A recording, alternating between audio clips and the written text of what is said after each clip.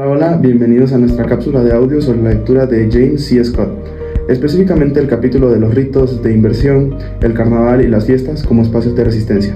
Yo soy Carlos. Yo soy Dani. Y yo soy Eduardo. Gracias por escucharnos. La idea de hoy es tener una conversación relajada y profunda sobre el texto, comentar sus puntos fuertes, sus límites, estrategias de organización colectiva que Scott sugiere indirectamente, y cómo todo esto se relaciona con la vida universitaria. Así que siéntanse cómodos, respiren y acompáñenos en estos 8 minutos de análisis. Pues yo quiero empezar por explicar lo que más me llamó la atención sobre el capítulo de Scott. Pues dice que toda sociedad donde hay jerarquías siempre existen dos discursos. El discurso público, que es lo que la gente dice frente a quienes tienen poder, y el discurso oculto, que es lo que de verdad piensan, lo que dicen en confianza, entre iguales, sin miedo a represalias. El carnaval entra como un espacio donde los discursos se mezclan. Es un momento donde el orden normal se suspende. La gente se disfraza, se burla de los poderosos, se ríe de lo que usualmente es serio, exagera y ridiculiza las jerarquías. Es un instante que la crítica al poder puede aparecer disfrazada de humor o exageración.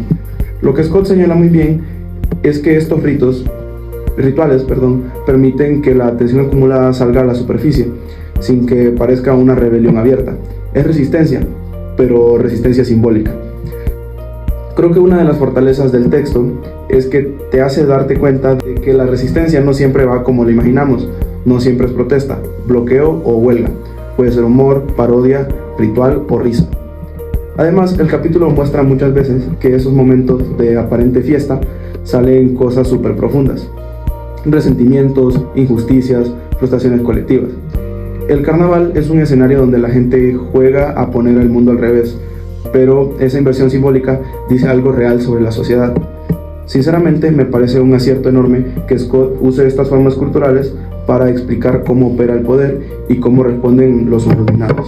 Sí, totalmente. Yo también siento que la lectura tiene cosas súper valiosas. Para mí, una de las fortalezas centrales es que Scott distingue entre lo que se puede decir públicamente y lo que solo se puede decir en privado. Eso explica muchísimo de cómo funcionan las relaciones de poder. A veces parece que nadie cuestiona nada, pero en realidad hay un montón de crítica escondida en conversaciones privadas, chistes, rumores, tradiciones, canciones o fiestas. Y el carnaval es como un puente entre esos dos mundos. Es el momento en el que el discurso oculto se filtra hacia lo público, pero sin ser peligrosa, rebeldía directa. Eso me encantó porque te hace pensar en cuántas veces usamos el humor para decir cosas que no nos atrevemos a decir formalmente. Ahora también creo que el texto tiene límites. Uno de ellos es que Scott usa ejemplos súper históricos. Campesinos, Europa medieval, servidumbre, rituales de ilusión muy antiguos. Y aunque son interesantes, no siempre es fácil imaginar cómo aplicarlo hoy, en sociedades modernas donde la autoridad es más difusa y donde la vigilancia funciona diferente. Otro punto débil para mí es que el carnaval puede ser interpretado como resistencia, pero también como una herramienta que el poder usa para dejar que la gente se desfogue sin cambiar nada, como una especie de te dejo criticarme un día para que el resto del año no te rebeles. A veces Scott sí lo reconoce, pero podría profundizar más en cuanto a esas prácticas que realmente transforman algo y cuando solo funcionan como un escape simbólico. Y también creo que la lectura deja abierta una gran pregunta. ¿Qué pasa después del carnaval? ¿Qué pasa cuando se apagan las luces, se quitan máscaras y todo regresa a la vida cotidiana?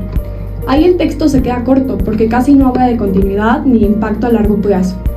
Pero en general siento que es un capítulo que te da herramientas increíbles para analizar cualquier espacio donde haya desigualdad o silencio forzado.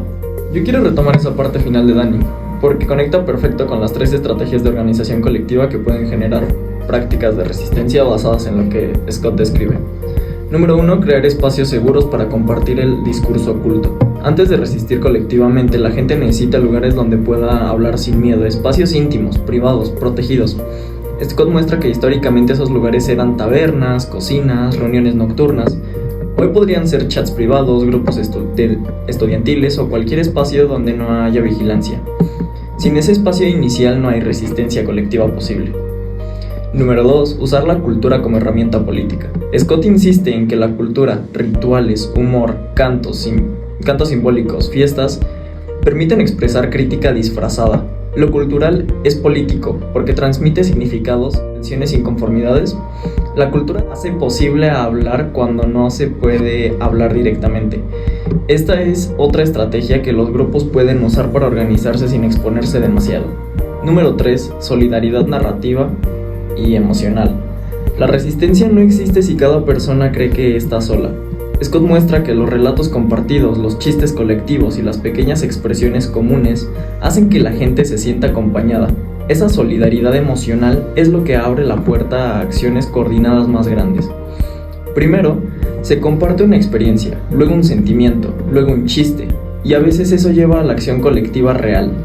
Estas 3 estrategias están presentes en todo el capítulo, aunque Scott no las mencione explícitamente, son la base que permite que una resistencia se mueva de ámbito oculto hacia algo más visible. Y bueno, ¿cómo conecta todo esto con algo que vemos diariamente en la universidad? Porque aunque parezca que no, sí hay muchísimas similitudes. Sí, creo que en la universidad también existe ese doble discurso. Lo que decimos frente a los profesores, coordinadores o figuras de autoridad no siempre es lo que realmente pensamos. Muchas críticas circulan solo en pasillos, cafeterías, grupos de WhatsApp o entre amigos. Ese es nuestro discurso oculto.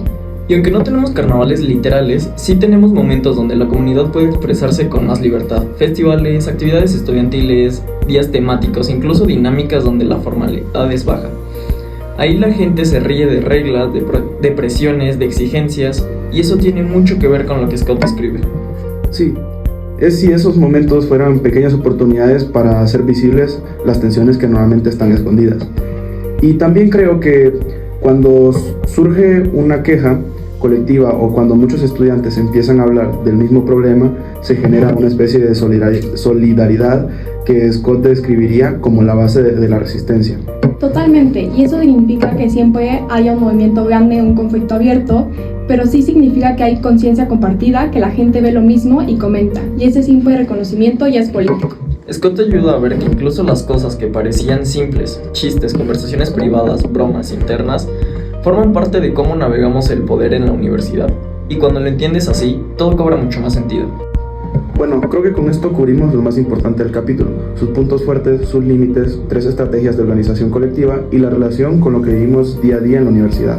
Sí, esperamos que esta conversación les ayude a ver la lectura de Scott de una forma más cercana y aplicable.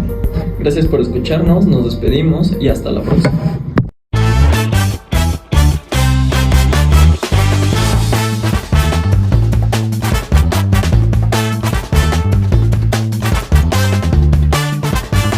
Antropología del cuerpo humano, Grupo 601, actividad podcast en equipo sobre los dominados y el arte de resistencia, discursos ocultos. Somos el equipo 4 conformado por Daniela Jiménez del Rincón, Carlos Andrés Amador Tosta y Eduardo Alejandro Roldán González.